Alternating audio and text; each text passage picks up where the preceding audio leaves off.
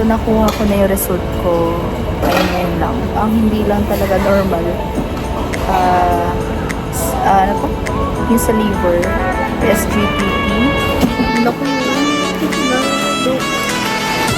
Wala ko makita stabi.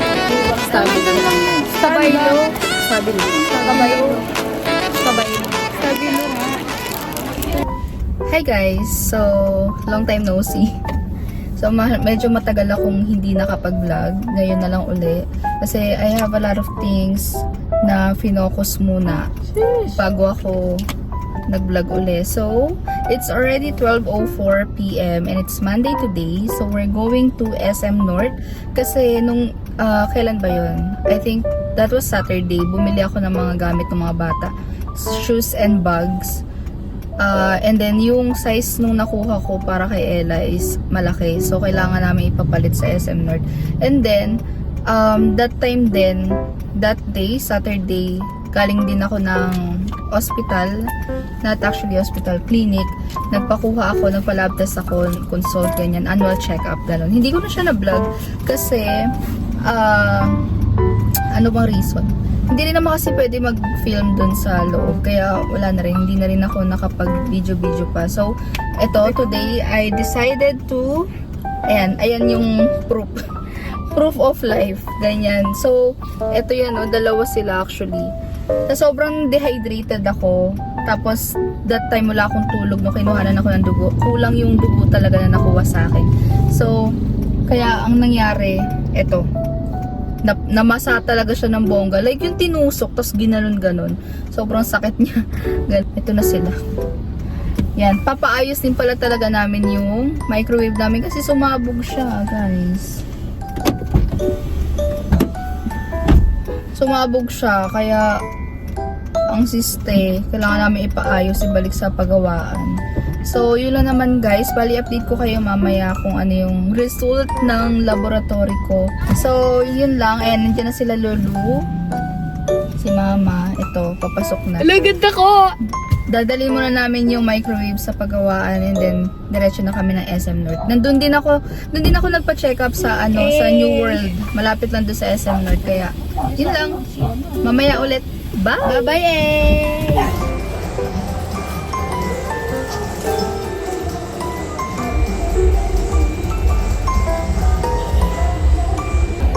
Hi guys, so nakapagpapalit na kami ng item. Mabilis lang, like wala pang 10 minutes. Meron kami voucher. So magsusukat lang kami dun sa taas and then good to go na.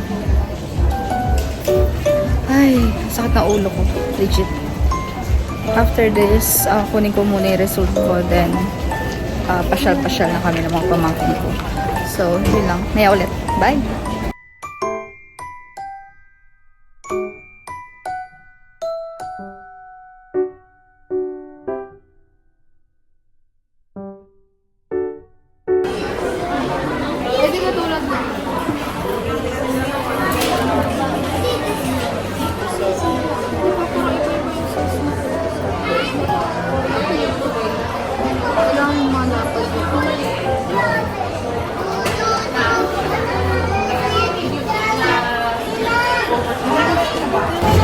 Hi guys, so kukuha na kami ng result. Napalitan ang shoes ni Ella. And then, diretso na kami sa New World. Kinakabahan ako kasi baka iba yung result. So mamaya na lang.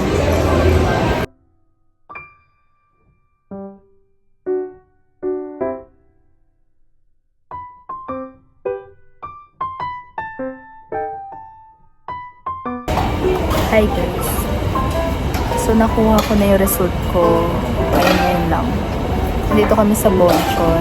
And, yung result ko, ECG, X-ray, CBC, and blood chem. Normal yung ECG, normal yung... Base lang dito. Hindi ko pa ito napapabasa, pero papabasa ko pag ano to, siguro next week papabasa ko. Pero, based lang sa nakita ko, syempre meron naman silang reference dun kung ano yung normal. Yung X-ray and ECG normal, yung blood chem, ano siya, yung CBC ko, normal din. Tapos yung sa blood chem ko, ang ang hindi lang talaga normal. Ano to? Yung sa liver, SGPT, and yung uric acid ko. The rest are normal. Yung uric acid ko, ang normal is 339. Nasa 433 ako. So, mataas. Kailangan pa mag-diet talaga. And yung sa liver ko, before guys hindi ko lang napakita. Pero, before kasi, nung April last year, I was 75 kilogram. And then, nung nagpa-check up ako, nung nagpa-check up ako, ang liver ko, yung result, 141. Ang normal is 41. So, ganun siya kataas. Tapos, nung November, nagpa-check up din ako. Ang liver ko that time is 90. 90 na yung result. Ngayon, ang reference ngayon is 55. Then, ang result ko is 68. 68. Mataas pa rin pero konting push na lang. Tapos yun nga, yung uric acid ko. So, feeling ko, yung sa liver daw kasi tsaka yung sa uric acid, diet lang talaga siya. So, iwasan yung mga bad na pagkain, mga seafood, mga red meat, mga ganyan. Bawal yan sa pataas ng uric acid. Pampataas talaga siya. So, yun na naman. Natutuwa ako kasi last year, ang aking bad cholesterol, triglyceride, mataas din. Mataas siya. Pero ngayon, normal na siya. Like, hindi na siya malapit sa maximum. Nasa gitna na ako. And then, creatinine ko, normal din, 55 out of, ang normal is 68. Ano pa ba? Tapos yung sugar ko, normal na din. So, sobrang thankful ako kasi kinakabahan pa talaga ako kung ano magiging result. Pero, ayun, normal na lahat. Yung liver na lang at saka yung uric acid. So, it's time to, celebrate. Wala akong problema. Pagpatuloy ko lang talaga yung exercise and magbawas ng kain. Para nang sa ganun, hindi na mag-abnormal yung mga bagay-bagay. Lalo na yung cholesterol. Tsaka yung sugar. Ayan yung mahalaga talaga Cholesterol, liver, creatinine, sugar. Yung mga talaga, may mga serious talaga kapag yan mga matataas. So, yun lang. Dito kami sa Bonchon, kakain lang kami. Tapos, siguro lakad-lakad, then uwi na after kasi mag-work pa ako and wala na kasing gumagawa sa akin ngayon kaya ako na lang. Kaya medyo na kailangan kong magmadali pag-uwi. So, yun lang guys. Bye!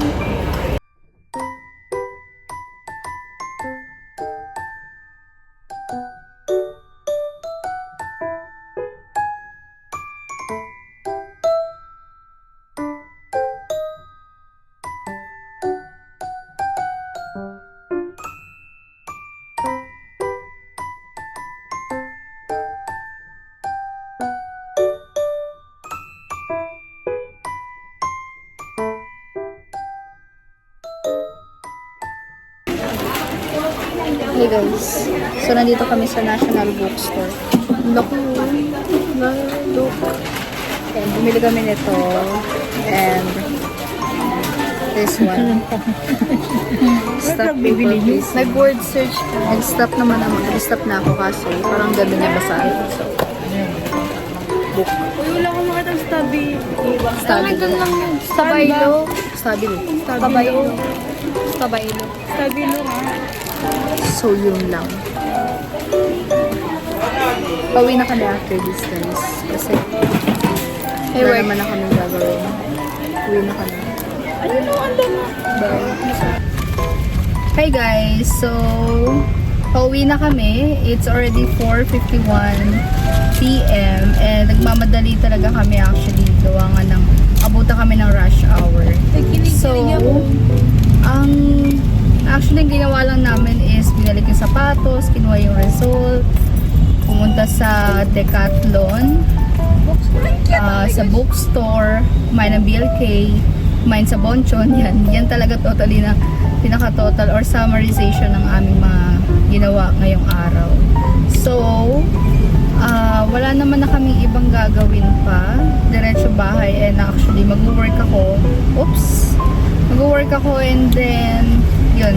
It's Monday today, so there's a lot of things that I need to finish and, you know, kaya kailangan na talaga magmadali. So, yun lang guys. Thank you so much for watching and see you on my next vlog. Bye!